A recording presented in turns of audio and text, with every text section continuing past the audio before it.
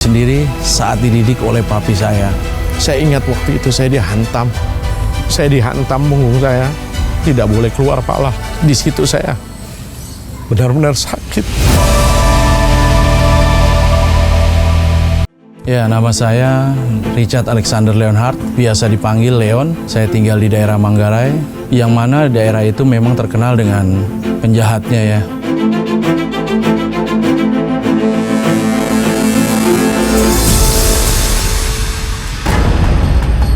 Ngapain lu main gunung di depan gua? Duit? Gak ada duit. Ya, memang saya dididik dengan sebagian abang-abangan saya dari preman-preman yang ada di Manggarai. Waktu itu umur saya masih sekitar 8-9 tahun, saya sudah diajak nodong, diajarkan berantem, apapun yang saya lakukan dengan jenis kejahatan itu. Saya merasa diri saya ini seorang yang, wah.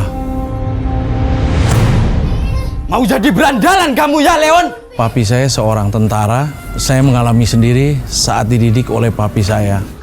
Masuk. Dan gak bakal nakal lagi. Diam. Salah satu tanda di sebelah punggung kanan saya, bekas pukulan gagang pistol. Saya ingat waktu itu saya dihantam punggung saya, tidak boleh keluar pala. Di situ saya benar-benar sakit. Teringat saya kejadian itu.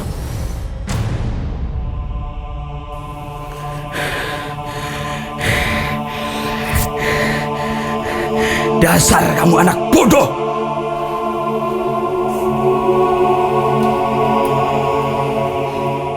Tapi karena mungkin kenakalan saya juga, dan saya juga selalu dibedakan, disitulah timbul untuk saya hidup tidak benar, hidup di dalam kejahatan.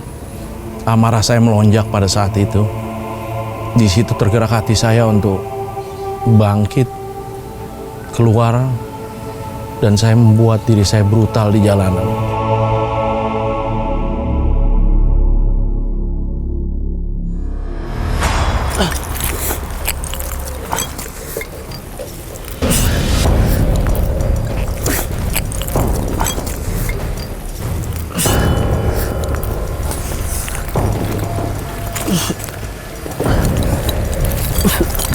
Ampun, Bang. Ampun, Bang. Ah, diam lo.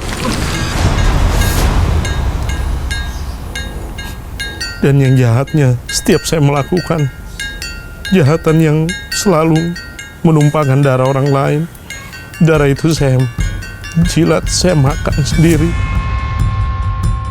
Dan di saat saya menjilat darah-darah orang lain, saya memiliki kekuatan yang benar-benar mungkin datangnya dari iblis itu. Kalau orang-orang mari mah ya gitu, mungkin takut ngelihatnya. Tapi ya mau itu dia, Bu Ati mah ya ketemu ya biasa nyapa aja, nyapa gitu. Iya emang dia badannya gede, kalau preman kan mintain duit. Ya, pada saat itu dari keonaran yang selalu saya buat, ternyata saya ditangkap pada tahun 2013 oleh polisi dari Mabes Polri. Saya ditangkap dengan berbagai macam senjata yang diarahkan ke saya. Bang, kita bakar nih ya. Dari mana? Biasa bang, dari sebelah. Ayo buruan. Lama banget nih. Rakap dong. Ini orang satu rese. Saya tidak nanya lagi dari mana, tapi saya hisap. Dan pada saat saya hisap itu, beberapa kali saya hisap sampai 4 kali, dan saya merasa keganjilan di saat itu. Merasa hidung saya tidak bisa bernafas dan tubuh saya menjadi lemah.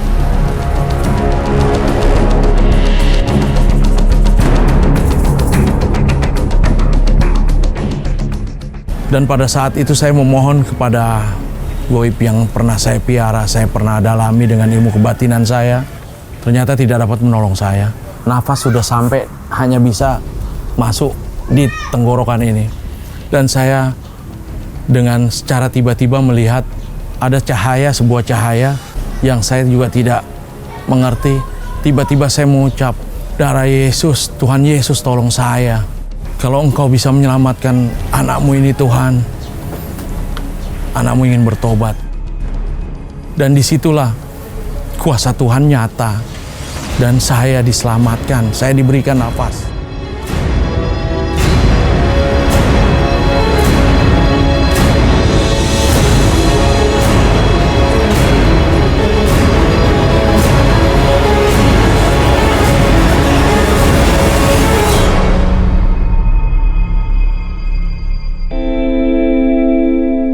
Saya juga tidak menyangka kenapa saya begitu takut pada kematian pada saat itu.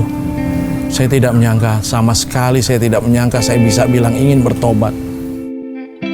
Yang pernah saya lakukan dengan tangan ini, memukuli orang udah terbiasa setiap hari, hampir setiap hari. Saya merampok, menjamret.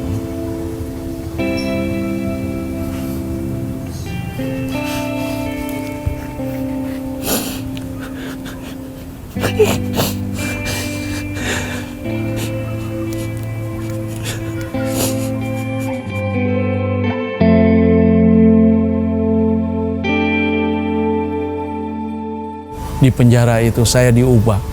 Tuhan begitu sayang sama saya. Karena saat saya teriak dengan nafas yang sudah ada di leher tidak bisa masuk lagi, Tuhan menolong saya. Tuhan memberikan nafas yang baru.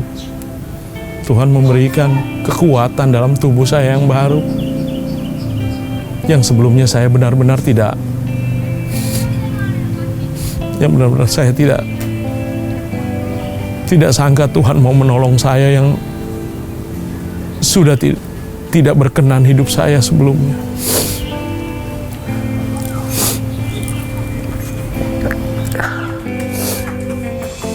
Tuhan Yesus baik. Akhirnya saya di dalam penjara didoakan oleh salah satu pendeta, doa pelepasan yang mana kuasa-kuasa gelap yang ada di dalam tubuh saya dihilangkan. Dan saya bersyukur sekarang ada hanya kuasa Tuhan Yesus dan Roh Kudus yang ada dalam hati pikiran saya. Saya lepas dari penjara tahun 2017 bulan Maret. Pas pulang dari penjara berubah banget ya. Ya udah nggak macam-macam lah, berubah aja lah. Ya mungkin sekarang kelihatannya sih agak-agak ya sopan gitu gimana ya sama orang juga gimana gitu lah. Hidup di dalam Tuhan sekarang, damai sukacita saya miliki sekali. Banyak pergumulan yang saya hadapi di luar, tapi puji Tuhan sampai saat ini Tuhan Yesus masih memberikan kekuatan. Dan bersama Tuhan segala perkara dapat ditanggung.